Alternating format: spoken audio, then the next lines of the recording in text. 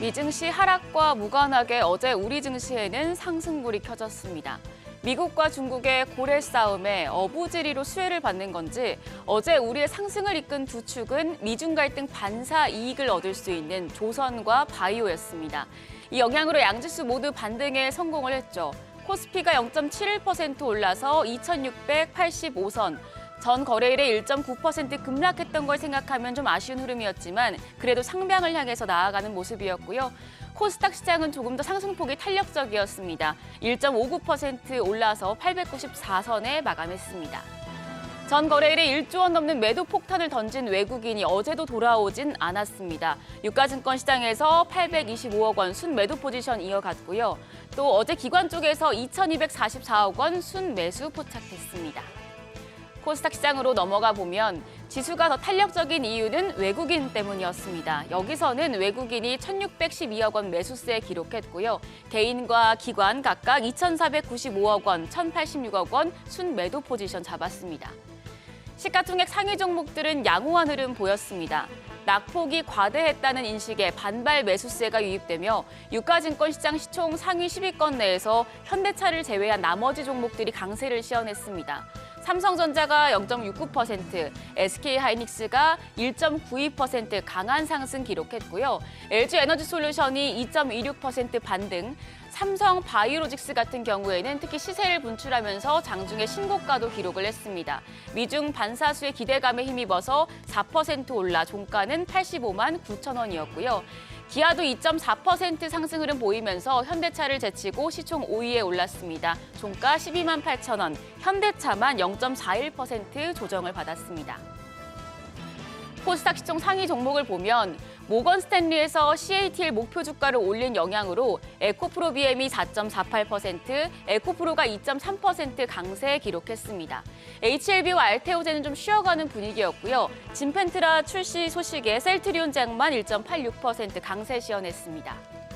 환율 보면 추가로 상승을 했습니다. 달러 대비 원화 환율 3원 20전 올라서 1,333원 70전에 거래를 마쳤습니다. 오늘 중요한 일정은 GTC 그리고 일본 BOJ 금리 결정 이슈입니다. 우선 간밤에 있었던 GTC 이슈부터 체크하고 가겠습니다. 엔비디아가 GTC에서 차세대 AI 칩 블랙웨어를 공개했습니다. 여기 사진 속에 작게 보이는 이 칩인데 이게 두 개의 GPU를 연결해서 하나의 칩처럼 원활하게 작동하는 방식이고요. 현 세대의 GPU보다 2배 강력하고 챗GPT와 같은 AI 모델이 응답을 생성하는 데 걸리는 추론 시간이 5배 빨라지는 성능을 가지고 있다고 합니다. 젠스낭 CEO 그러면서 이 블랙웨어 칩을 비롯해서 크게 봤을 때 우리가 이런 플랫폼을 갖고 있기 때문에 우리 것을 써라라는 설명을 했고요. 이 이슈가 물론 반도체주의 세론 뉴스가 될 수도 있겠습니다만 앞서서 시장이 큰 폭으로 떨어졌다가 조금 회복한 상황이고 이 이슈로 AI 칩 시장의 빠른 성장이 예상되기 때문에 반도체 개별주들 오늘 테마성 이슈에 따라서 움직일 가능성이 있겠습니다. HBM과 반도체 장비 더불어서 범용 인공지능, AGI 칩, CXL 테마단까지도 영향을 미칠 수 있어서 관련 종목들 확인이 필요하겠습니다. 그리고 다음으로 중요한 일정은 일본은행의 통화정책 발표입니다. 17년 만에 마이너스 금리를 해제하고 금리를 인상할 것이란 전망에 힘이 실리고 있는데요.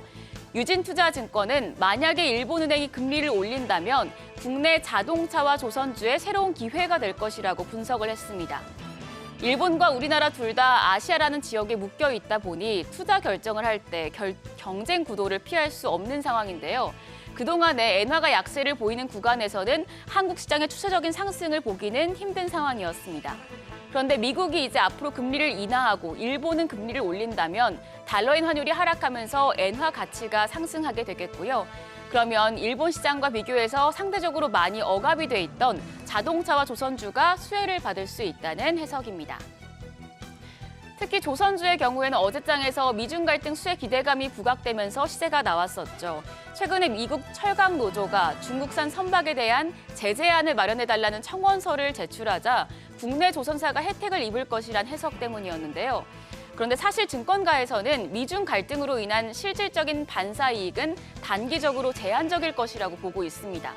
삼성증권은 선박 구매자로서 미국의 영향력이 절대적인 수준이 아니고 또 중국 같은 경우에 지금 전 세계 선박의 절반 정도를 건조하고 있고 한국조선은 건조 인력이 부족해서 추가 건조 여력이 크지 않다는 분석이고요. 다만 이제 미중 갈등 무역의 영향을 떠나서 조선업종의 견조한 펀더멘탈을 고려했을 땐 주가 상승의 근거가 충분하다는 해석입니다. SK증권에서는 HD 한국조선해양과 삼성중공업, 한화오션 등 조선 3사가 이미 목표치의 절반 이상을 수주하고 있다며 매수 의견을 제시했습니다.